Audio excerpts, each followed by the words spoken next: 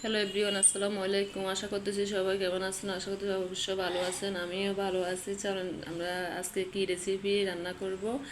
তারপর আমার জাটকা রান্না করছি। এখন চলেন যাই আমরা সবাই শুরু করে দিই রান্না কীভাবে করতে হয়। আমাদের নোয়াখালীর ভিতরে এভাবে করে রান্না করলে অনেক মজা হয়। আর এক কথা, আমাদের নোয়াখালীর ভিতরে মাছ ভাজি ছাড়া রান্নাই করে না। এখন চলেন যাই আমরা শুরু করে দিই।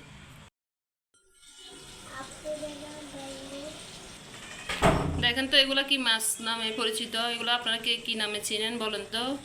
এগুলো আমি বাজার থেকে নিয়ে আসছি, আমার কাছে অনেক মজা লাগে। এগুলো হালকা একটু ভুনা করি, তারপর মানে হালকা প্রথমে ভাজি করে নিতে হবে যাতে কাটাগুলো যা যা না লাগে, এই জন্য আর কি ভাজি করে তারপর হালকা একটু ভুনা ভুনা করলে সামান্য একটু রসালো ঝোল দিয়ে ভুনা করলে অনেক মজা লাগে। চলেন যাই আমরা আজকে রেসিপিটা শুরু করে দিই। দেখি আপনারা কীভাবে করেন, আমাকে অবশ্যই জানাবেন। আমার মতো করে অন্তত ট্রাই করবেন। আর যারা নতুন অবশ্যই সাবস্ক্রাইব করে যাবেন, আর পাশে থাকা বেল আইকনটি চাপ দিবেন। আমার ভিডিওটা শিরিন ব্লগ অবশ্যই দেখতে থাকবেন প্লিজ, আপনাদের কাছে ক্ষমা দৃষ্টিতে দেখতেছি।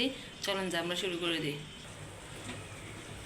তারপর এখানে আমি চুলা ধরে নিলাম, তারপরে যে পাইপিন বসাই দিলাম। এখন আমি মাছগুলো ভাজিয়ে দিয়ে দিয়েছি, হালকা ভাজি হয়ে নিলে তারপর আমি এগুলো রান্নার প্রসেসে চলে যাব। এখন আমি এগুলো ভাজিয়ে দিয়ে দিয়েছি অলরেডি, হালকা করে ভাজি করে নিব, আপনারা দেখতে থাকুন।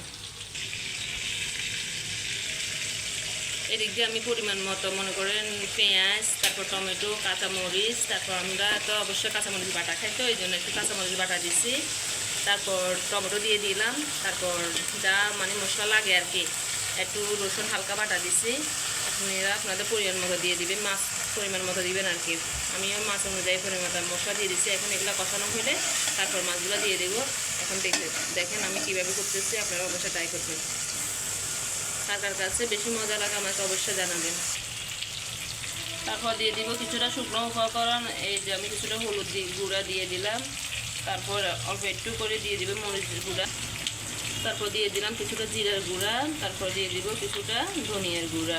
এগুলো সব একসাথে মিক্স করে তারপর এগুলো কষানো হইলে তারপর আমি মাছ দিব। আমার অলরেডি মশলা কষানো হয়ে গেছে, তেল বেশি উঠছে। এখন আমি এক এক করে মাছগুলো দিয়ে দিব।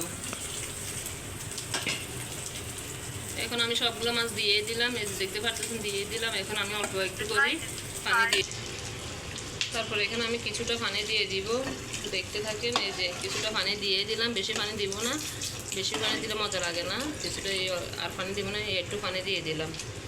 তারপর আবার দিয়ে দিব কিছুটা টমেটো কাটা ছিল, টমেটোগুলো আবার উপর দিয়ে একটু একটু করে বসাই দিব। এই যে টমেটো দিয়ে দিলাম।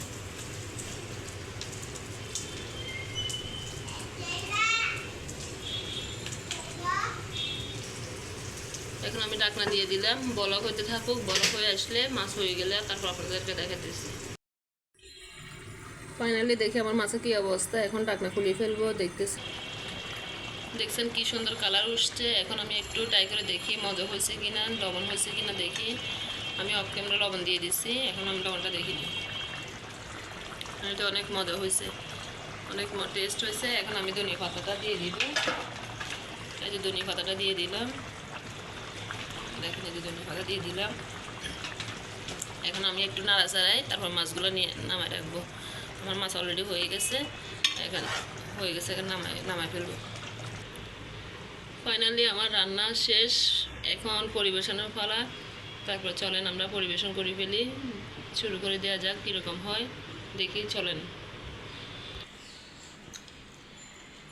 এখন দেখেন আমার কালারটা পরিবেশন করে ফেলছি। দেখেন এখন আমি পেয়ালা বাড়ি নিয়েছি। এখন দেখেন কালারগুলো অনেক সুন্দর আসছে, সুন্দর লাগতেছে। তারপর চলেন যাই আমরা শুরু করে দিই।